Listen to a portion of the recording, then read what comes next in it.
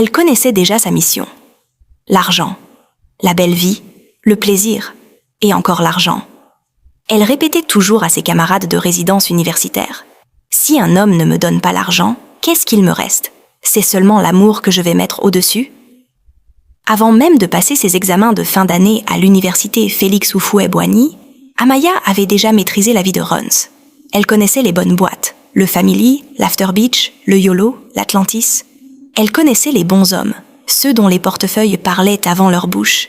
Amaya était belle d'une beauté dangereuse. Taille fine, hanches larges, peau brillante comme si elle s'était trempée dans l'or.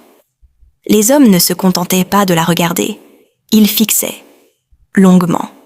Chaque week-end, c'était la même routine. S'habiller, briller, se faire choisir, encaisser, recommencer. Sa plus proche amie, Naya, l'avertissait parfois. « Ma chérie, ralentis un peu non ?» Tous ces hommes-là ont des histoires spirituelles bizarres. Amaya riait simplement en appliquant son gloss. « Laisse ça. Tant qu'il paye, rien ne me concerne. » L'argent était son oxygène.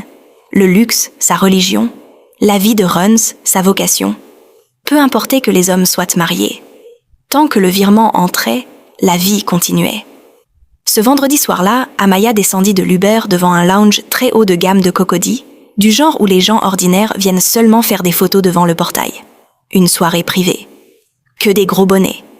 Que de l'argent lourd.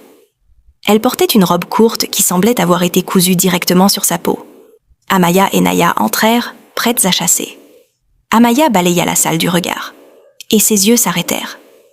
Là. Un homme assis seul dans un coin du carré VIP. Aucune fille. Aucun bruit. Juste lui. Grand. Peau noire comme la nuit profonde. Naya remarqua son regard et murmura « Ma chérie, laisse celui-là. Ce gars-là est un mauvais signe. Les filles qui le suivent ne dépasseront pas 6 mois. » Amaya sourit avec arrogance. 6 mois de paradis valent mieux qu'une vie de souffrance. À un moment, l'homme releva la tête. Leurs regards se croisèrent. Un simple regard qui fit battre son cœur trop vite. Il leva légèrement un doigt. Un geste. Un appel.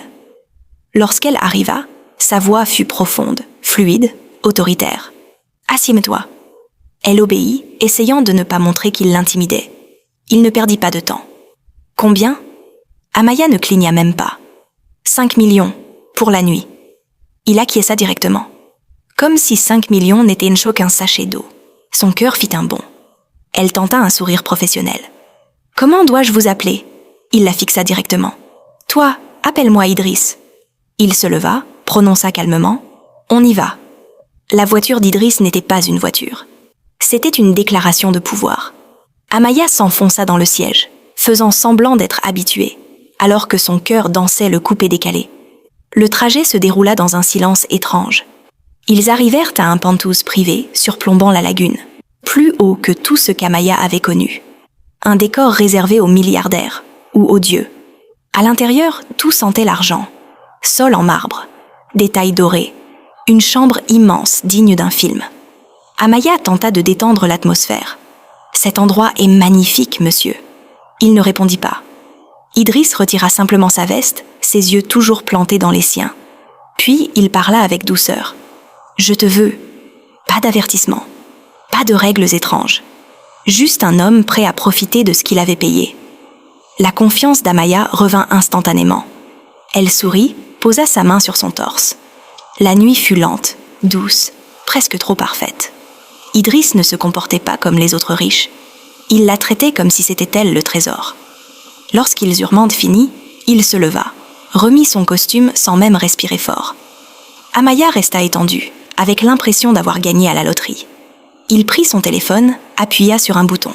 « Vérifie ton compte. » Elle attrapa son portable. Alerte. Plus 10 millions de francs CFA. Virement de Idriss Corporation. Ses yeux s'ouvrirent si grands qu'elle manqua s'évanouir. 10 millions. Comme ça. Merci beaucoup, monsieur. Il hocha simplement la tête. Même heure demain soir. Sourire gigantesque. Dans l'ascenseur, elle envoya un message à Naya. « Chérie, 10 millions. Ce gars n'est pas normal. Sweet life d'on arrive. » Elle gloussa tout le trajet du retour. Aucune peur, aucun doute, elle ne remarqua pas la façon dont Idriss la suivit du regard. Comme un chasseur qui venait de poser un collier invisible sur sa proie. Cette nuit-là, Amaya dormit comme une reine. Le pouvoir de 10 millions calme n'importe quelle âme. Mais vers 3 heures du matin, elle se réveilla brusquement. Respiration coupée, cœur battant. Un cauchemar qu'elle ne parvenait pas à se rappeler. Juste une étrange peur dans sa poitrine.